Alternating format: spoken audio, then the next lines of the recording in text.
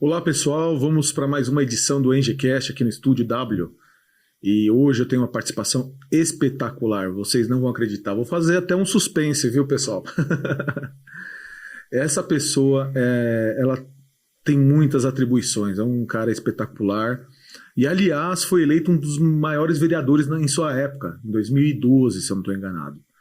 E teve uma eleição fenomenal. Bom, ele é empresário, tem uma empresa do meio ambiente, ele é coordenador do beisebol aqui de Mogi das Cruzes, Bonquiô, Mogi. E também foi vereador, foi vice-prefeito aqui da cidade, e pensa num cara que vai dar uma tremenda aula pra gente, como ser humano, como pai de família, como filho de um grande prefeito. Enfim, esse é o Juliano Abbe, seja muito bem-vindo.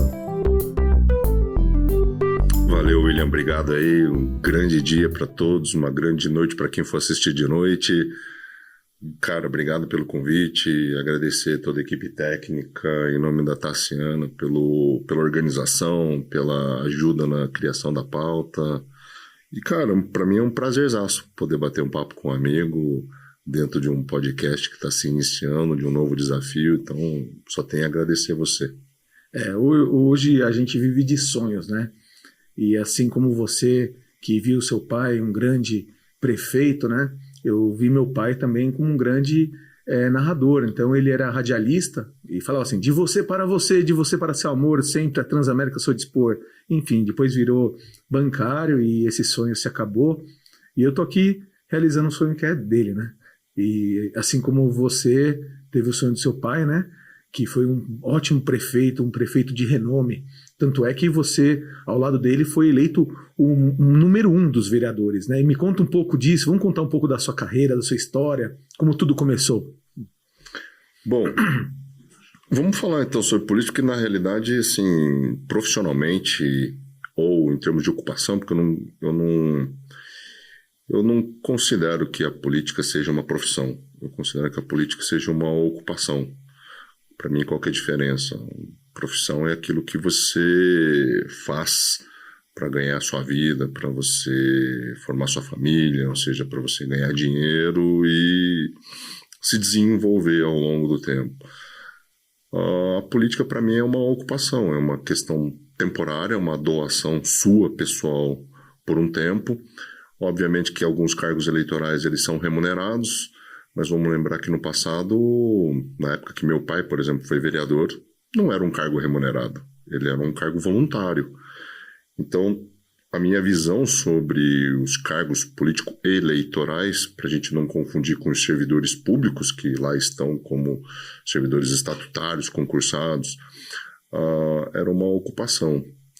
E aí, quando eu falo que vamos começar então pela política, porque eu já fui professor, eu atualmente sou produtor rural, isso sim é uma linhagem familiar. Hoje, como um hobby, eu faço essa coordenação na área esportiva do Bunkyo, que é a associação cultural aqui de Mogi das Cruzes, vinculado à comunidade japonesa. Cara, já advoguei durante muito tempo com contencioso, já trabalhei para banco, já fui babá, já fui chapeiro, já fui faxineiro, agora eu tenho uma empresa de consultoria ambiental, mas antes de ter a minha empresa também já trabalhei para outros escritórios de consultoria ambiental. Então, para começar na política, William, um pouco diferente de você, assim, a realidade é que meu pai nunca serviu de inspiração política, porque durante praticamente todo o período que ele esteve na prefeitura, uma parte como deputado estadual, ou eu era muito pequeno, era uma criança, não tinha um entendimento político ainda das coisas, ou eu estava fora da cidade de Mogi. Então, eu saí de Mogi com 15 para 16 anos, fui voltar com 30 e poucos anos, então grande parte da carreira política do meu pai, para mim, se resumia aos períodos eleitorais, onde eu acabava ajudando no comitê, separando o santinho, ajudando equipes e assim por diante. Eu não participava diretamente da administração dele. quando a gente fala um pouco daquele período em que ele foi prefeito, por exemplo, que teve uma significância muito grande para o desenvolvimento econômico da cidade, era um período que eu estava fora, então eu acompanhava o desenvolvimento da cidade como um morador. Falei, caramba, tá saindo um novo prédio aqui, puxa, novas empresas estão vindo para cá, puxa, novas estruturas de saúde pública, caramba, escolas em período integral, sempre. Com as construções de prédio que fizemos, saltamos de 11 mil vagas para aproximadamente 32 mil vagas. Aquele período em que ele foi prefeito, por exemplo, teve uma significância muito grande para o desenvolvimento econômico da cidade, era um período que eu estava fora, então eu acompanhava o desenvolvimento da cidade como um morador. Falei, caramba, tá saindo um novo prédio aqui, puxa, novas empresas estão vindo para cá, puxa, novas estruturas de saúde pública, caramba, escolas em período integral, sempre.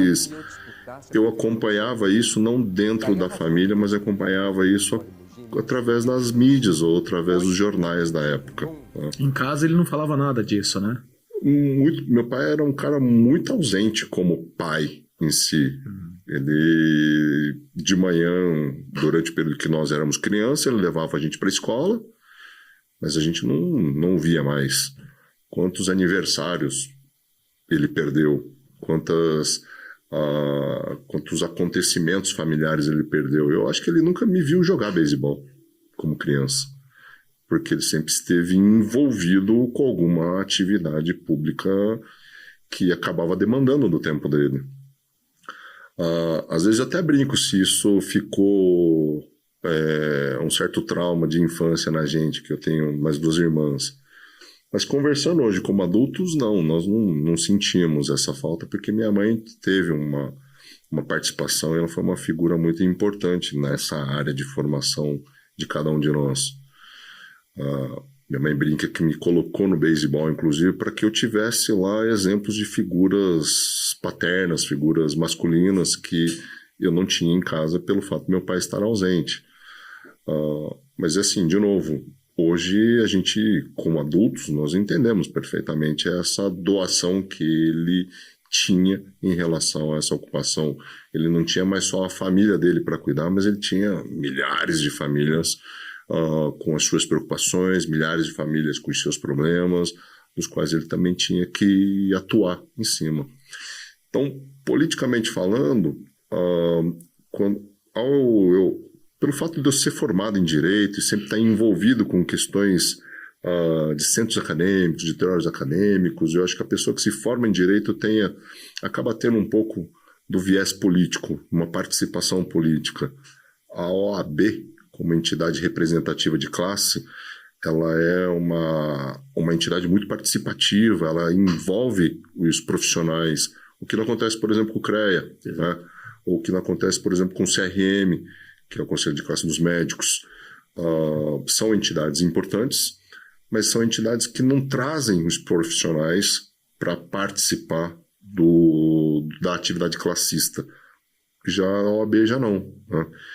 Então, quando eu voltei para a cidade de Mogi, eu já nutria um pouco dessa vontade, né?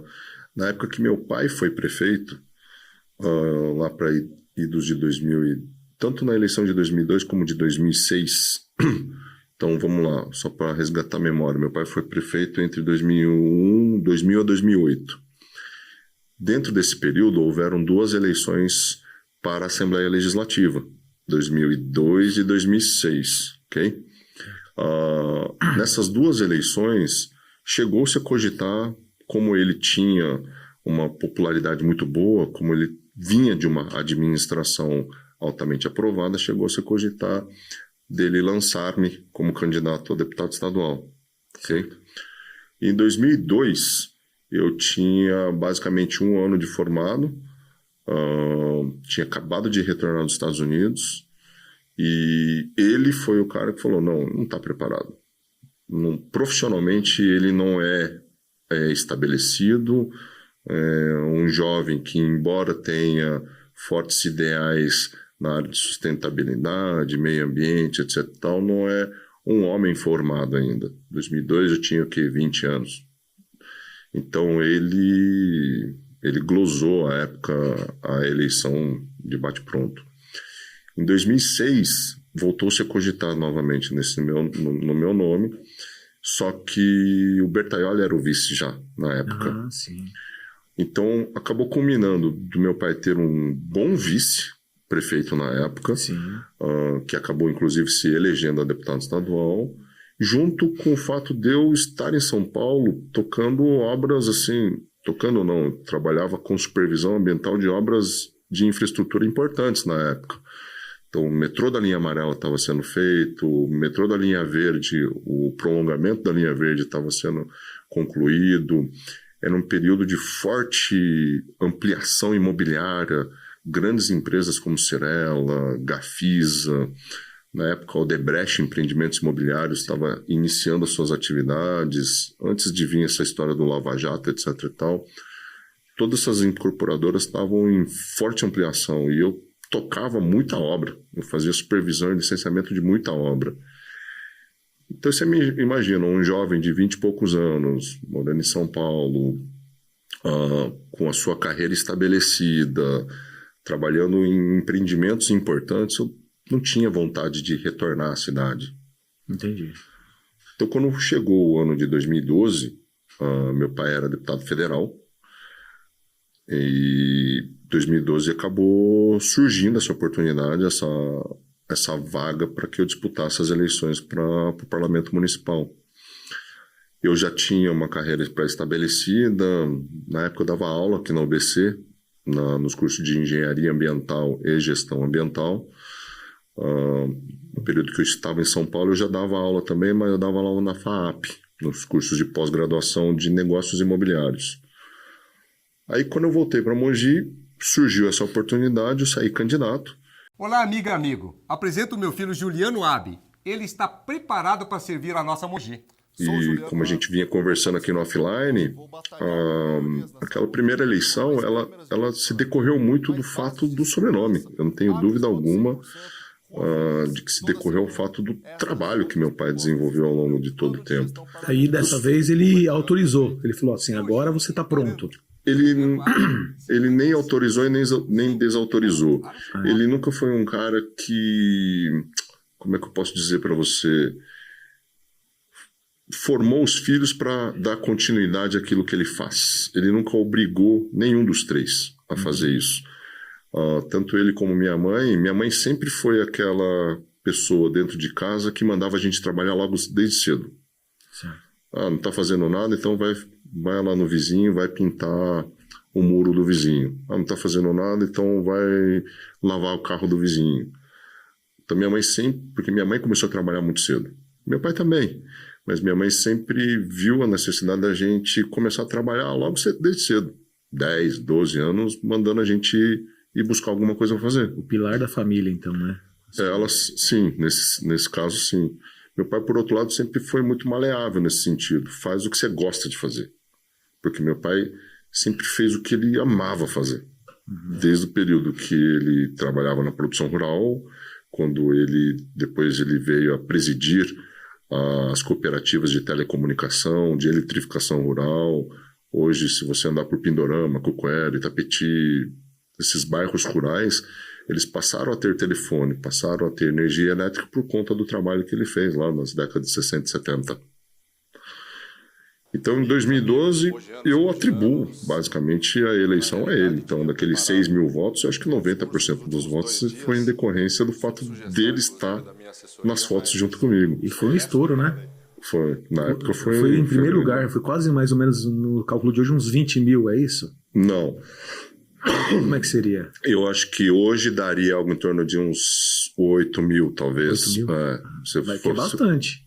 É bastante, mas ele ainda é muito insignificante perto daquilo que foi a eleição do meu pai em 72.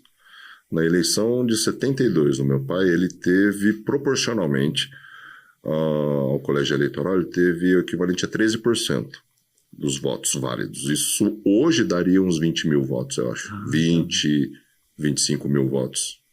É como se a gente elegesse um vereador com 25 mil votos. Nossa. Nessas últimas eleições, eu acho que o vereador mais votado teve 4, Foi 3. 5 mil, se eu não estou enganado. Foi a Malu, se eu não estou enganado. Teve 5 mil? É.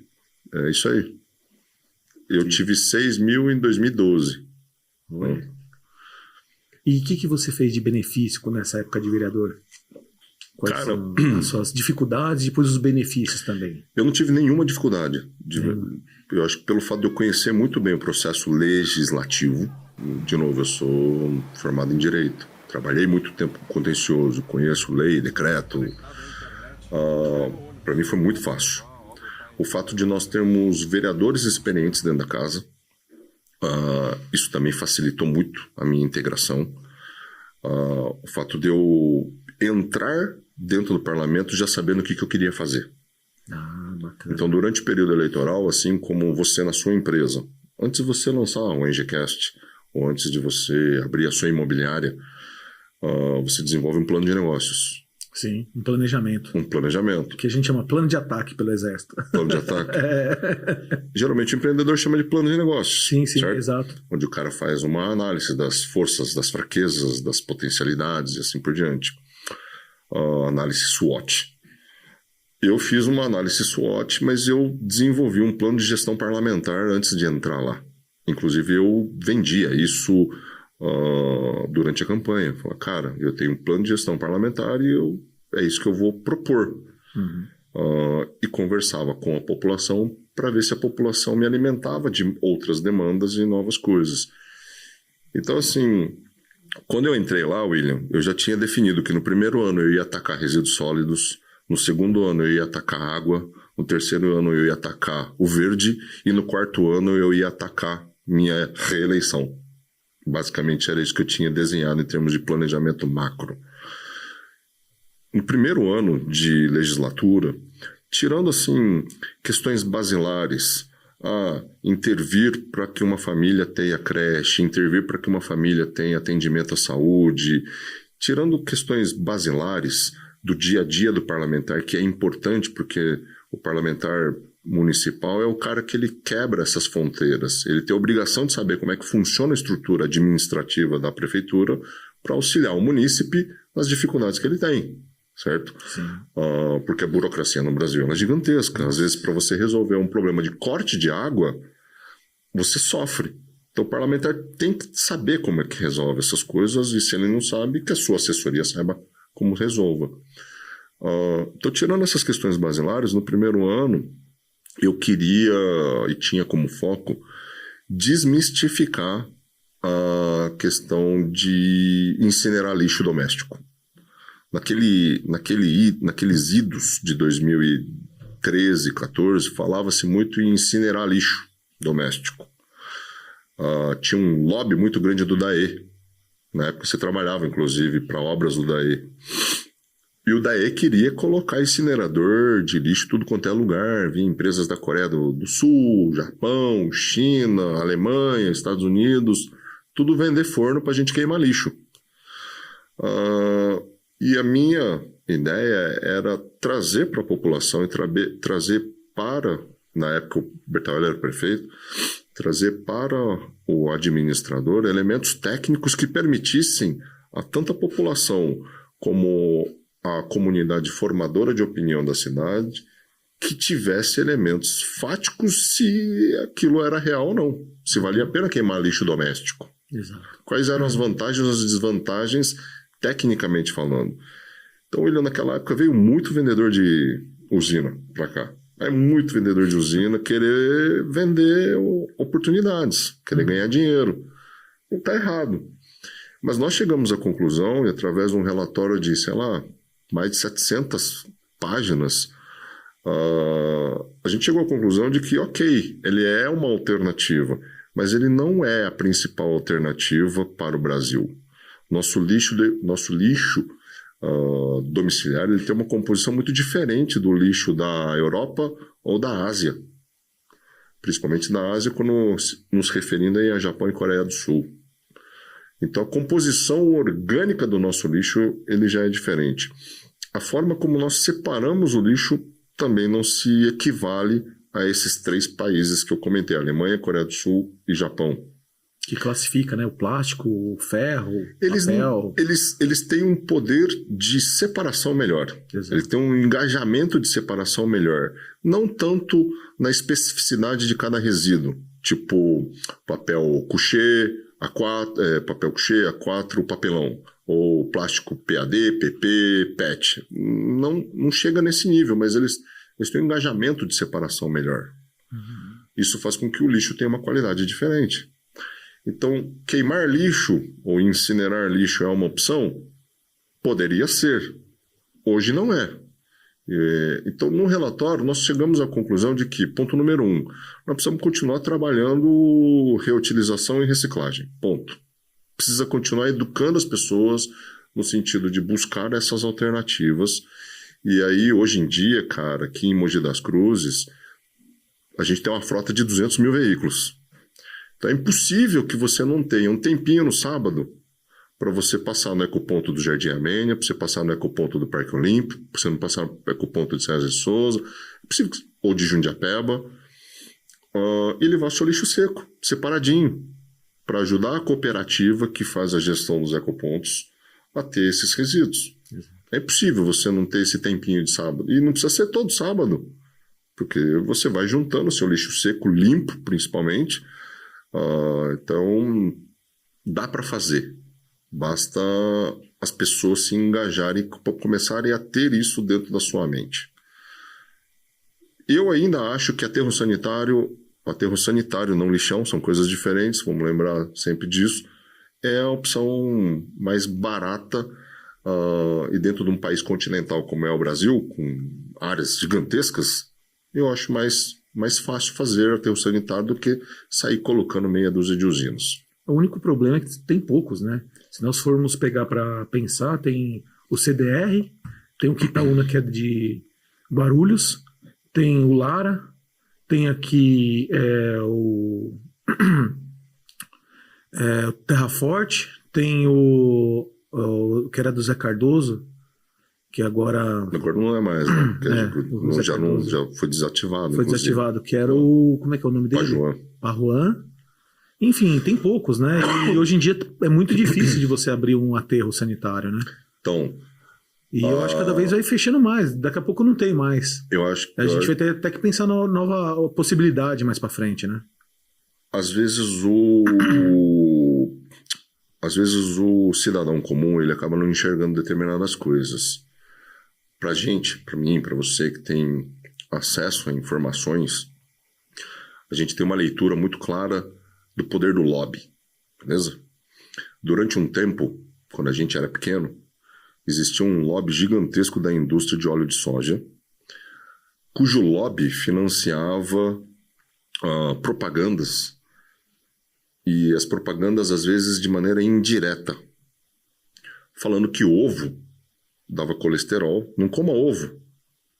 Ovo dá colesterol, mas o nosso óleo de soja, ele é leve, ele é saudável e etc e tal. Durante muito tempo houve esse lobby. E esse lobby existe para tudo. Para várias políticas públicas de Estado acaba existindo lobby. Durante um tempo existe um gigantesco lobby das grandes construtoras para que a gente passasse a desenvolver o pré-sal. Por que o governo federal começou a enxergar o pré-sal como uma solução de orçamento para salvar a Petrobras, e ao invés da Petrobras começar a desenvolver biodiesel com mais força ou desenvolver mecanismos de energias alternativas com mais força? Eles investiram uma grana trilionária na busca do pré-sal, beleza? E falaram que estavam investindo uma graninha em biodiesel, em energias alternativas também, mas dentro do cômputo percentual era muito menor. Quem que fazia esse lobby todo? Quem que tinha interesse nessa história toda? Eike Batista, né? Não só ele, mas todas as grandes empreiteiras do Brasil e do mundo tinham interesse nisso. Eu não estou aqui para julgar se isso é certo ou se é errado. Estou só comentando fatos. Quando a gente fala de resíduos sólidos urbanos, hoje a gente gasta mais dinheiro com logística, pelo fato exatamente disso que você falou. Transporte. Nós temos poucos aterros sanitários disponíveis, beleza? Então, o nosso custo maior está em logística, na coleta domiciliar. Não são todos os países que têm coleta domiciliar de resíduo de lixo doméstico. Mas nós temos. Você coloca o lixinho na porta da casa, no dia seguinte, ué, cadê? Sumiu? E que antigamente eles cobravam, né, aquela taxa, né? Até houve essa possibilidade para financiar essa estrutura. Então, assim, durante um tempo houve um lobby de outros interesses, como usinas de incineração, contra aterros sanitários. Então, o meu objetivo naquele primeiro ano de legislatura era desmistificar essa questão. Pô, aterro sanitário não é o mal da questão. Não é. Ele é uma alternativa. Então, precisa haver um lobby no sentido de buscar alternativas que são mais baratas e que façam mais sentido e que, ponto número 1, acabe com o maior custo da gestão de resíduos domésticos, que é logística. Exatamente. Então, para acabar com esse tipo de custo, nós precisamos de pequenos aterros sanitários. Não adianta criar grandes aterros sanitários como era pensado lá nos idos de 2000, de fazer um aterro sanitário gigante, metropolitano ali no Taboão. Para mim não faz sentido. Agora, que cada cidade faça a gestão do seu resíduo, isso para mim, dentro desse relatório, passou a mostrar essa viabilidade. Nós temos um aterro sanitário para o resíduo doméstico da cidade de Mogi das Cruzes, ele é um empreendimento público importante. No segundo ano, veio a questão da água. Não sei se você lembra, mas em 2014 acabou a água. Acabou a água. Seca, etc e tal. E, coincidentemente, acabou batendo com o meu plano de gestão parlamentar.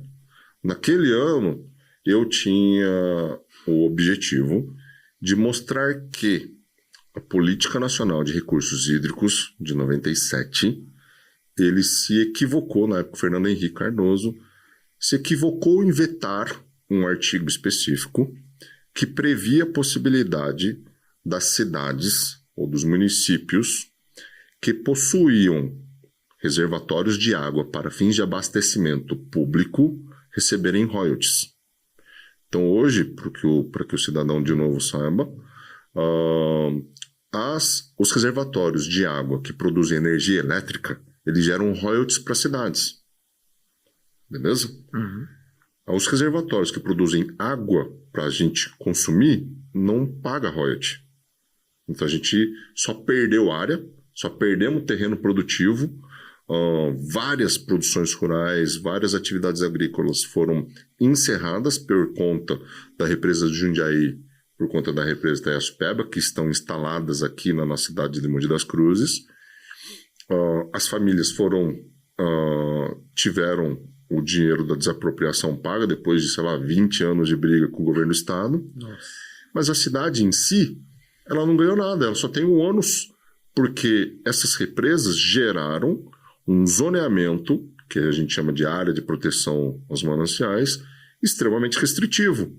Por que a gente não consegue, por exemplo, colocar empreendimentos à beira da Mogi Bertioga?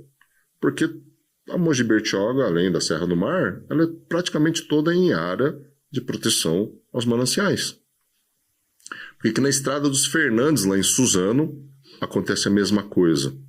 Porque grande parte da Estrada dos Fernandes está em área de proteção aos mananciais. E isso restringe demais a possibilidade de determinados empreendimentos.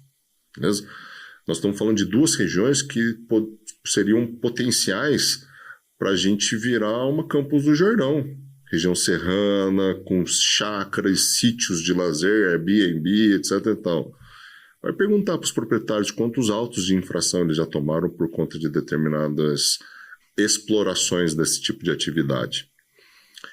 Então, naquele ano de 2014, meu objetivo principal era fazer com que as cidades que possuíam áreas de proteção aos mananciais fossem recompensadas por conta desses reservatórios. Eu consegui a assinatura de pelo menos 20 câmaras municipais, porque são várias as cidades que possuem isso. O grupo que nós criamos na época de parlamentares foi atrás de obtenção de assinaturas de várias câmaras municipais. E recentemente o Condemate, na gestão do prefeito Rodrigo Axuxi, conseguiu fazer com que essa pauta ela fosse encaminhada. Então, eu atribuo com humildade, obviamente, que o trabalho começou naquela época. né, na busca dessa compensação.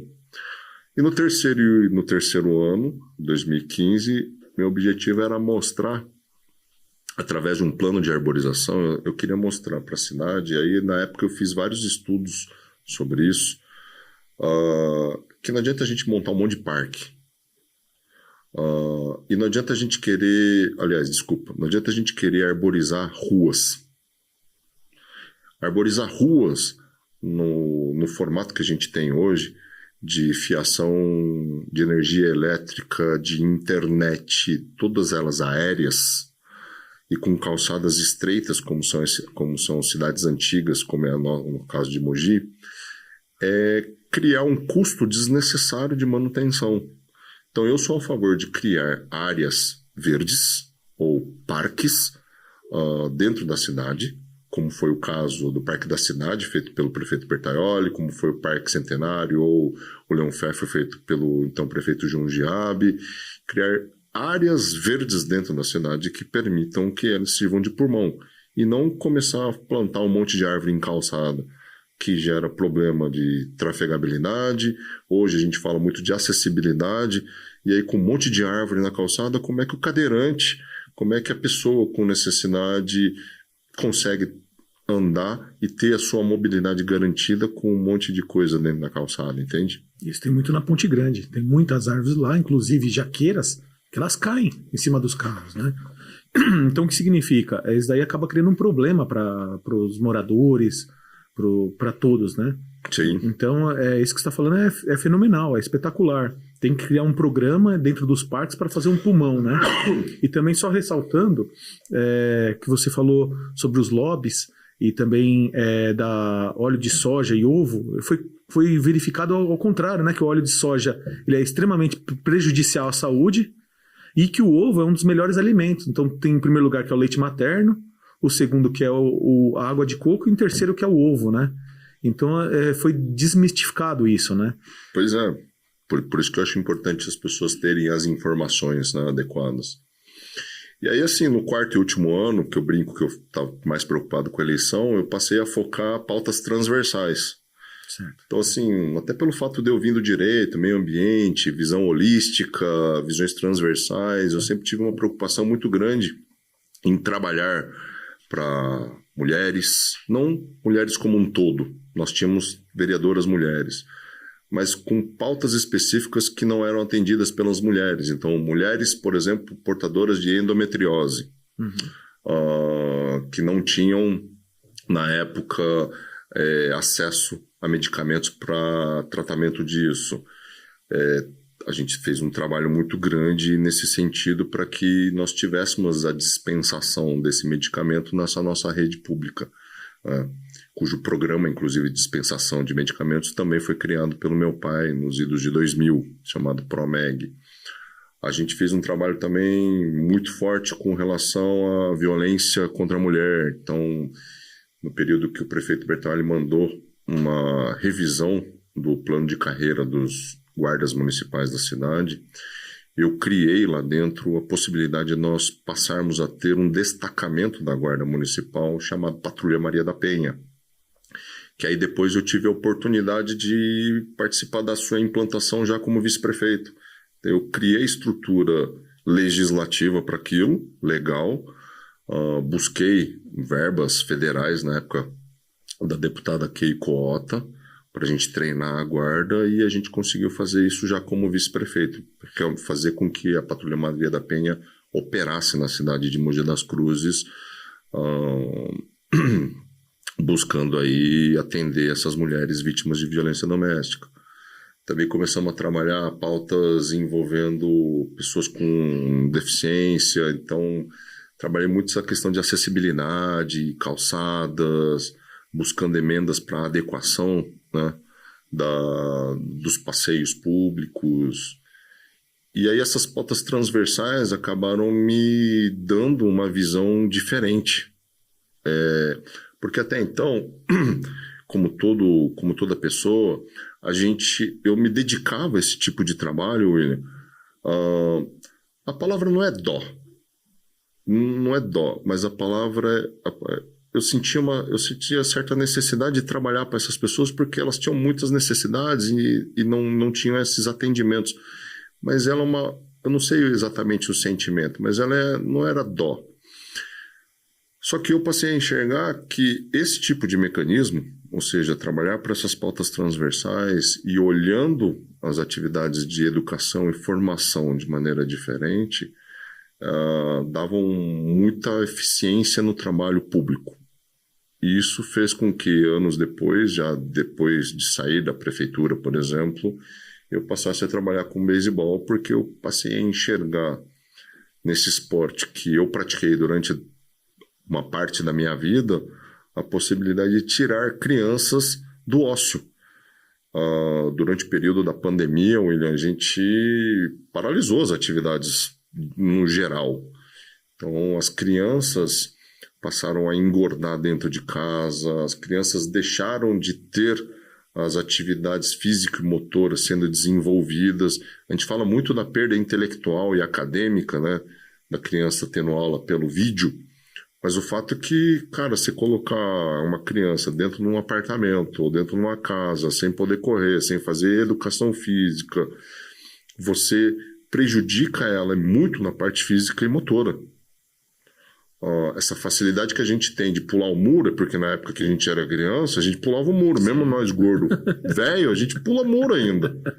Mas você pega uma criança de pandemia, ela tem dificuldade de pular muro. E ela vai crescer com essa dificuldade.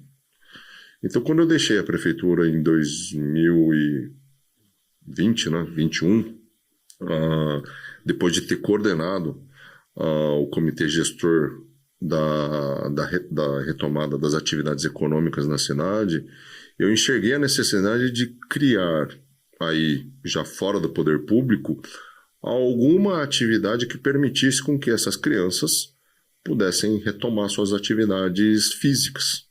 E aí que eu comecei a trabalhar com beisebol já no final de 2021. E aí, como é que é esse novo desafio no beisebol? Explica pra gente um pouco mais. Olha, para tudo que eu faço, tudo, diz a minha mãe, eu não lembro disso, obviamente, mas diz a minha mãe que desde pequeno eu sou assim. Com 3 anos, minha mãe resolveu colocar eu numa escolinha, e aí a professora, no primeiro dia de aula, minha mãe ainda acompanhando, primeiro dia, então geralmente o pai vai junto, porque criança chora e tal, né? E aí a professora falou para eu ir brincar lá no negócio lá, aqueles escorrega, que sobe e desce, sei lá. E só que a professora falou, enquanto a professora estava conversando com ela, falou, você fica lá naquele brinquedo lá e fica subindo e descendo lá, beleza.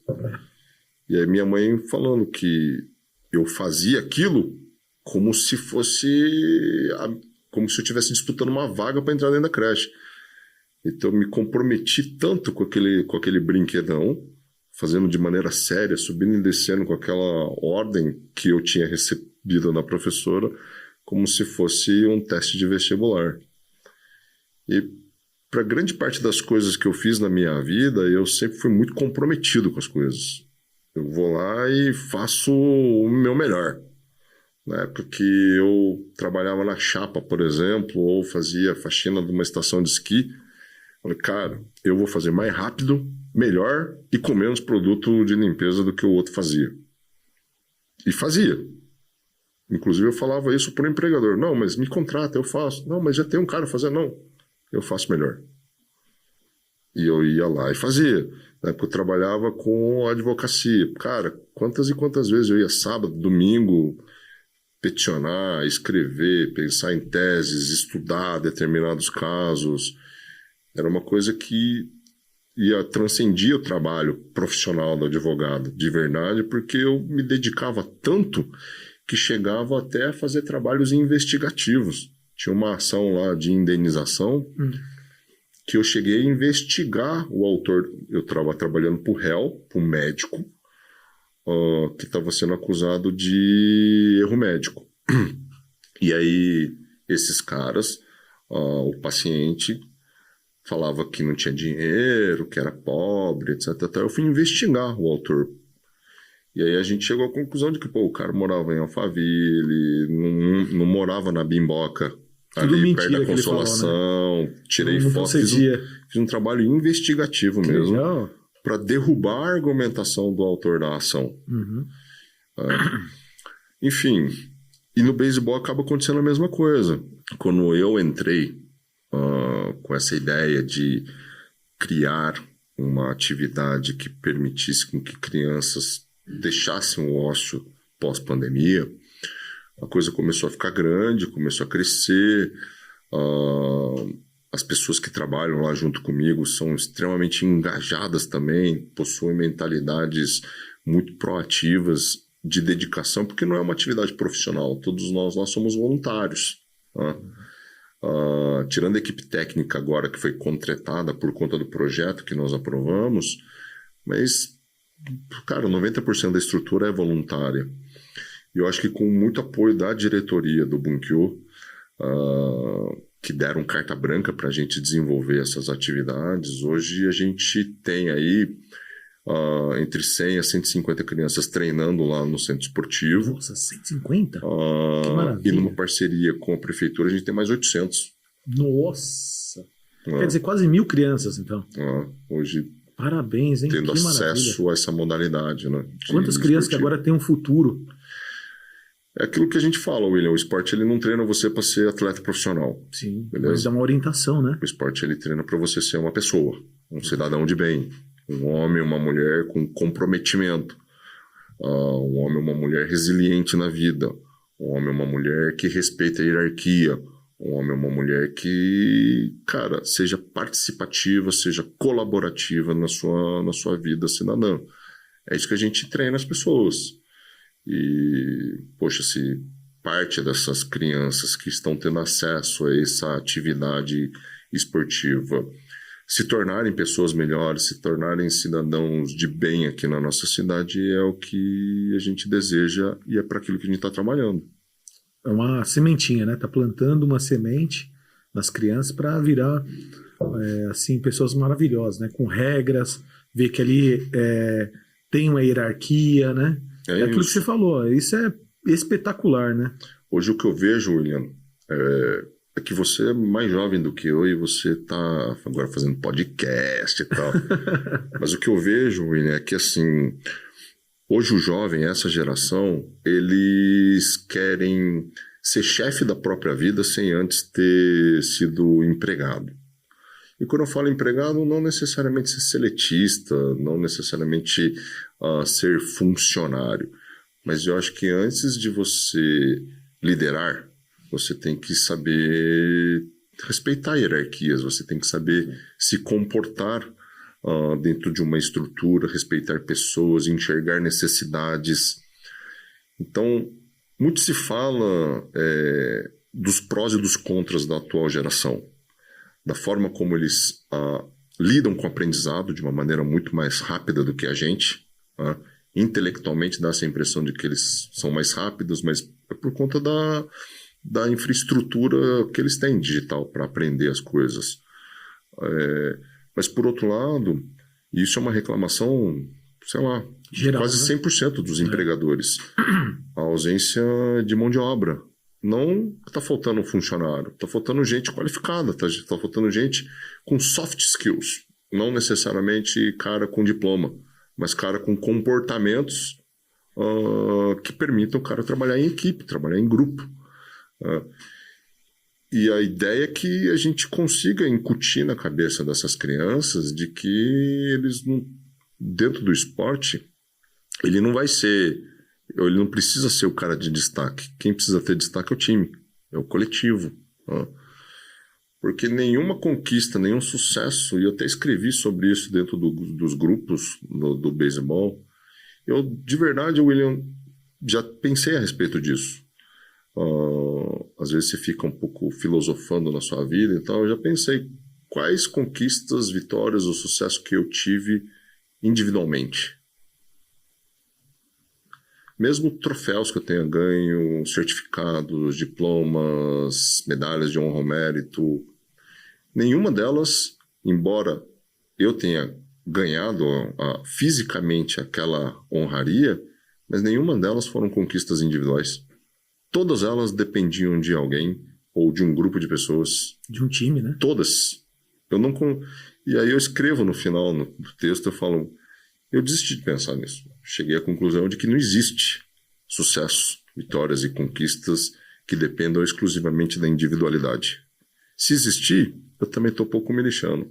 Eu passei, a partir de hoje, eu escrevi no grupo, a partir de hoje, eu chego à conclusão de que a partir de hoje, todas as vitórias, conquistas e sucessos, elas decorrem de coletividade. Exatamente.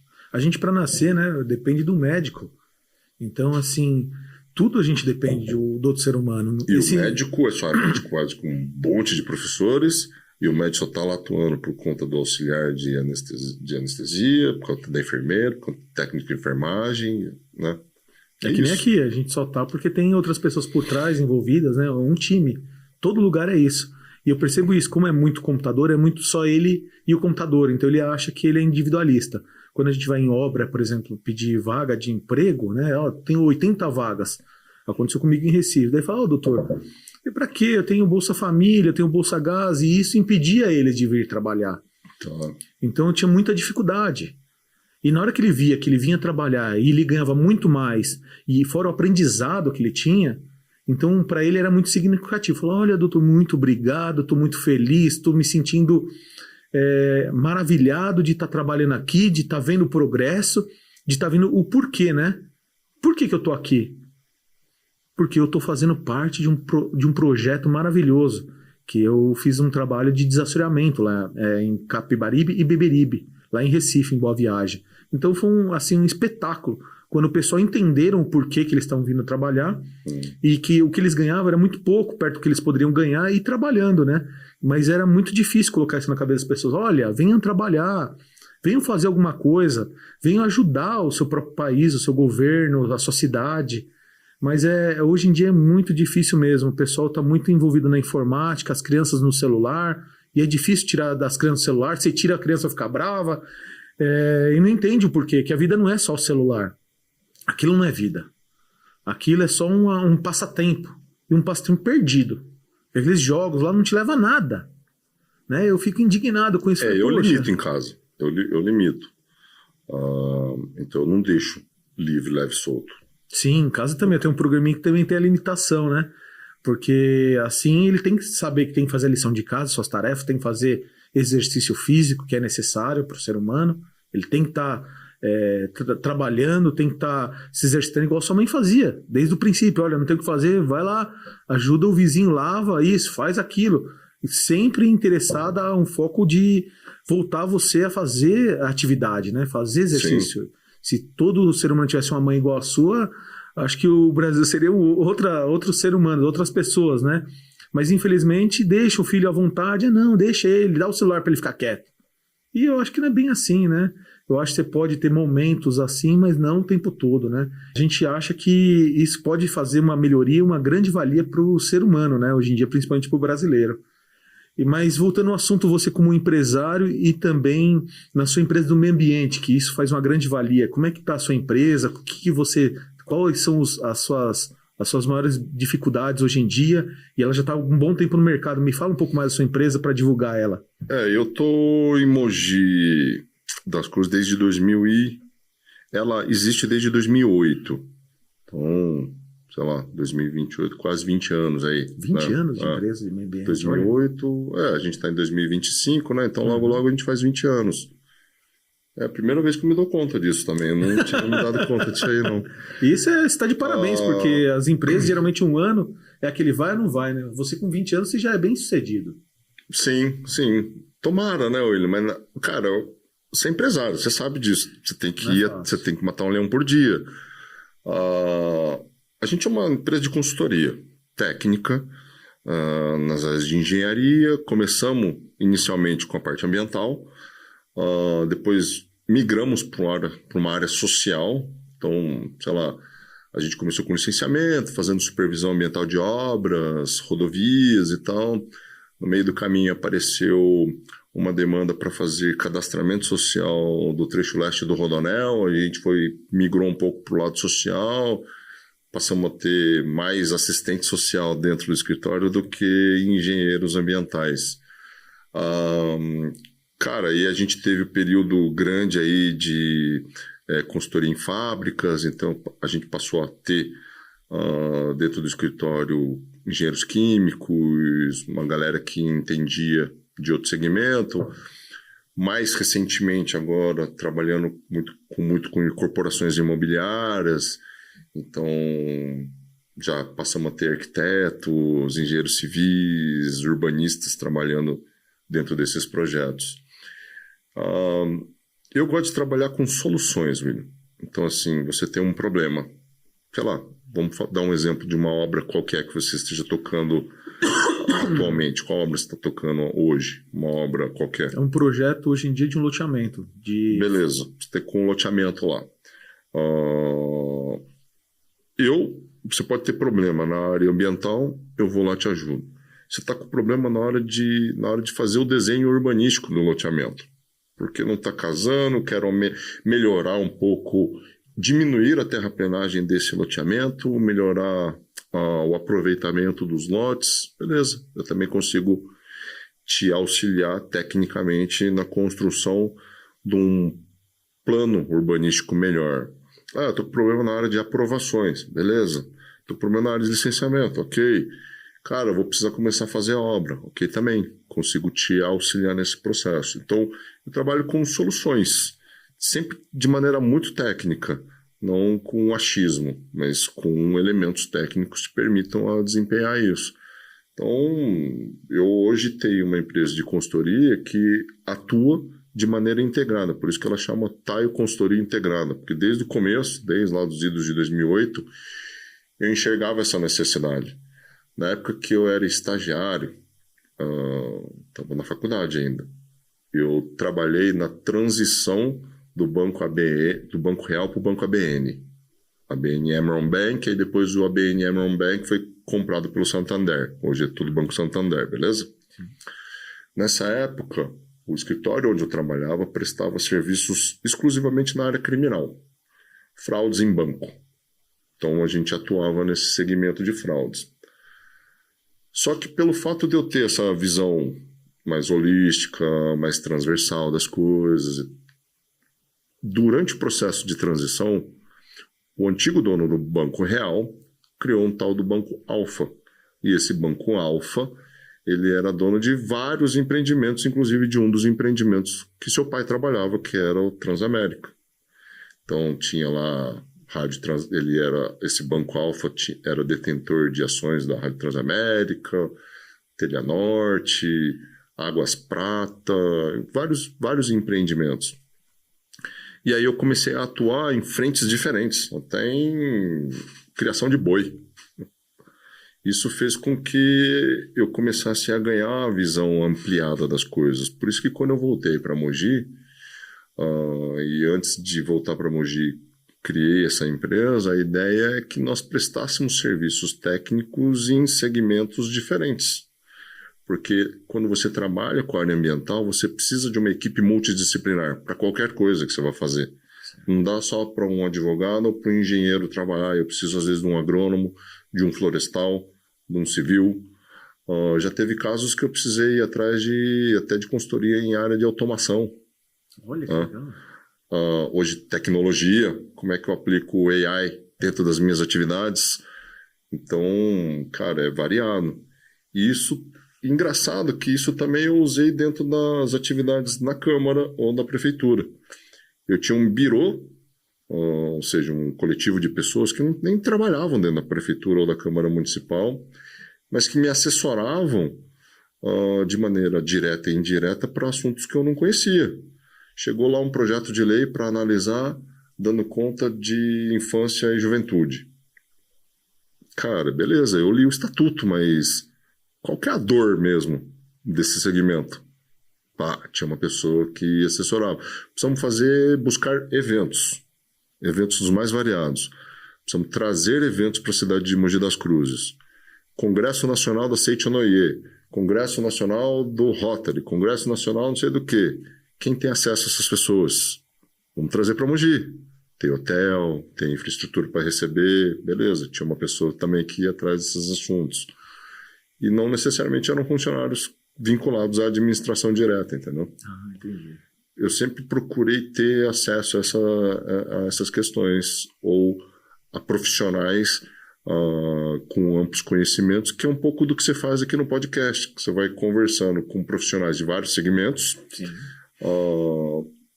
com várias experiências de vida, várias experiências profissionais, e de verdade quem mais ganha é teu público, que está te vendo, e você, né? Para ter acesso a essas informações.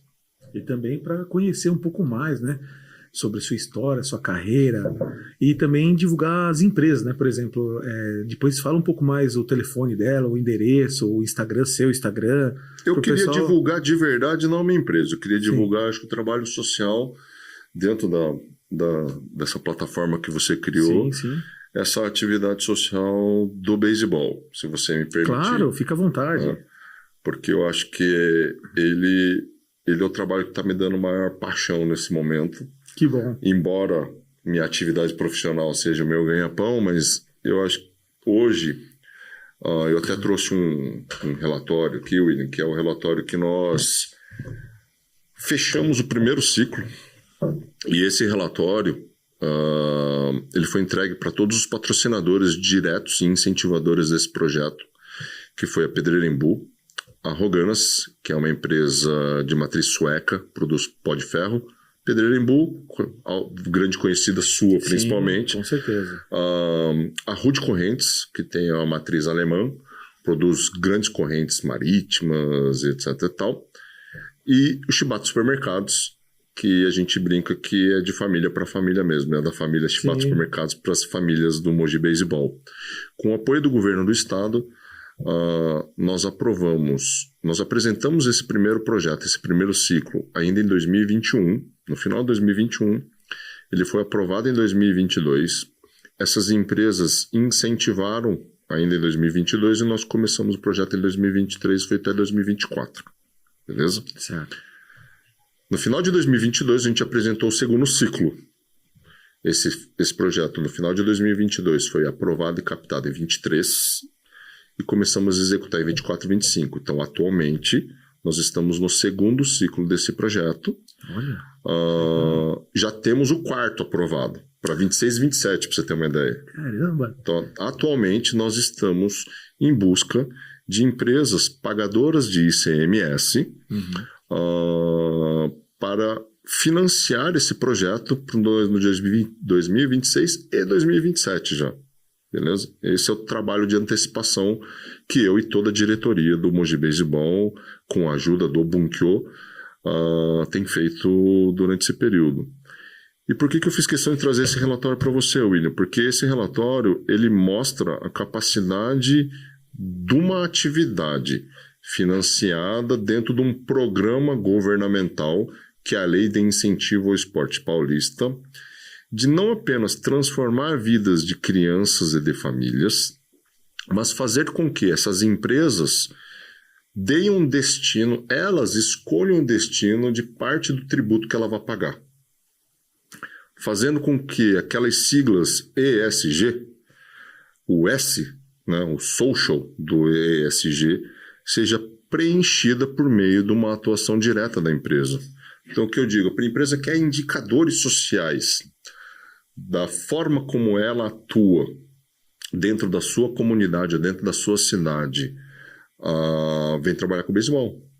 Porque eu consigo dar esses indicadores através de gráficos. Eu não sei se eu mostro para aquela câmera, a técnica para essa daqui. Então, eu consigo mostrar através de indicadores que o dinheiro que ela coloca dentro de um projeto socioesportivo e de formação desportiva traz melhorias de maneira direta. Claro, amplo e bem... E transparente. Porque nesses gráficos aqui, além de demonstrar gráficos assim, quantitativos de crianças, gênero, a origem das crianças, eu faço análises de crianças com necessidades especiais, com comorbidades, e depois como que o desempenho dela de maneira física, em dinamometria, prancha, como que ela tem essa evolução em índice de massa corporal, força, né? Arremesso de medicine ball, eu faço antes e o depois. Então você enxerga pelos gráficos vermelhos as evoluções de cada uma das etapas, entendeu? A gente entregou esse relatório para a secretária de Estado do governo do Estado, a Coronel Helena. Ela ficou assim, super admirada com o nível de compliance que a gente tem trabalhado. Então, assim, no frigir dos ovos, é óbvio que o objetivo final sempre é a criança. Sempre vai ser.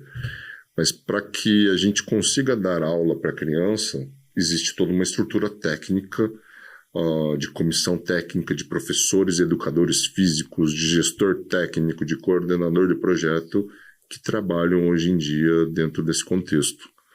Além, obviamente, dos monte de voluntários que somos nós da diretoria. Então, para aquelas empresas que queiram, porventura, entrar em contato com a gente, é só ligar para o nosso telefone do Mogi Baseball, que é o 11 99 711 2262, ou mandar um e-mail para o Mogi Baseball para todos, @gmail.com. Bacana, parabéns. Vou mandar um WhatsApp para mim também. Qual que é o seu? O meu é o... Não, eu não falo no ar, não. Tá certo. Parabéns por esse projeto maravilhoso que você faz. Obrigado, William. Obrigado, cara. Obrigado pela oportunidade. Como mensagem final, queria deixar aqui, até complementando aquilo que você diz, para que as pessoas não se inspirem só em pessoas. Eu acho que, e muito menos em mim, mas para que as pessoas se inspirem em cada atividade que ela desenvolve. E quando eu falo para que ela se inspire em cada atividade que ela desenvolve, desde você ajudar a sua mãe a lavar um prato, desde você ajudar o seu pai a lavar o carro da família, ou você no seu primeiro emprego como atendente de telemarketing ou como qualquer outro emprego, você aprender a cada etapa daquilo que você está fazendo. Para quem trabalha no esporte, o que mais dá o sucesso para o grande atleta do alto rendimento, de verdade não é o comportamento dele dentro de quadra, dentro de campo, dentro da partida, William. O que mais importa no final das contas é você gostar dos processos, você gostar das etapas até você chegar num jogo decisivo. Então não é a final, agora a gente está tendo o Campeonato Mundial de Clubes, não é os jogos que o Palmeiras, Botafogo, Fluminense, Flamengo estão disputando. São os processos que levaram esses caras a chegar até aquele momento. É o treino de cada dia, é a fisioterapia de cada dia, é a alimentação de cada dia, é a fisiologia de cada dia. São essas etapas do processo que, independentemente da atividade que você desenvolve, você precisa dar atenção. Então eu, quando dava aula, por exemplo, o que eu gostava era dos processos, não apenas da aula em si, mas da preparação da aula, daquilo que eu mentalizava, daquilo que eu ia falar e como que eu ia transmitir conhecimento. Quando eu resolvia trabalhar com consultoria em qualquer um dos projetos, o que mais me chama atenção, o que mais me dá satisfação é a preparação do pré-projeto, é o planejamento do projeto. E assim deveria ser. Então, o que eu acho que deveria inspirar de verdade as pessoas é o dia a dia. Porque aquilo que você chama de maçante é o que transforma o atleta de alto rendimento num campeão, ou que transforma o atleta de alto rendimento em apenas um bom atleta. O campeão é aquele que faz o dia a dia dele, que é maçante, chato pra dedéu, mas é aquilo que ele gosta de fazer. Quantas e quantas vezes eu vejo o cara que levanta a taça muito mais como um sentimento de alívio do que de conquista, porque, cara, beleza, tudo aquilo que eu fiz, eu consegui agora ganhar essa taça. É menos um aspecto que eu tenho que me cuidar. Então, assim, se inspiram nas suas ações e nas atividades do dia a dia. Que ótimo, que bela mensagem. Volte sempre, né? Essa foi a primeira de muitas aqui no podcast. Queremos entender um pouco até mais, contar suas histórias, que deve ter muitas, de tudo, da sua trajetória. Volte sempre. Voltarei, Willy, na próxima vez eu vou te entrevistar. Aí você conta a tua história pro teu público aí, beleza? Combinado. Então tá. Tá fechado. Pessoal, vamos encerrar aqui mais um programa do EngieCast. Mas antes, deixa eu deixar uma lembrança para você do Mogi Baseball. Muito obrigado. Um bonezinho. Olha, ótimo. Para você entrar para dentro do nosso time aí. E antes de você dar o tchau, você dá o tchau com o boné. Já vou. Agora, na verdade já tem um, eu comprei contigo, inclusive. Boa. Esse eu vou dar pro meu filho. Muito obrigado, muito agradecido. Vamos encerrar esse programa aqui com muita alegria, com muita felicidade, muita sabedoria, né? E que vocês aguardem agora os próximos programas. E muito obrigado por tudo. Tchau, tchau.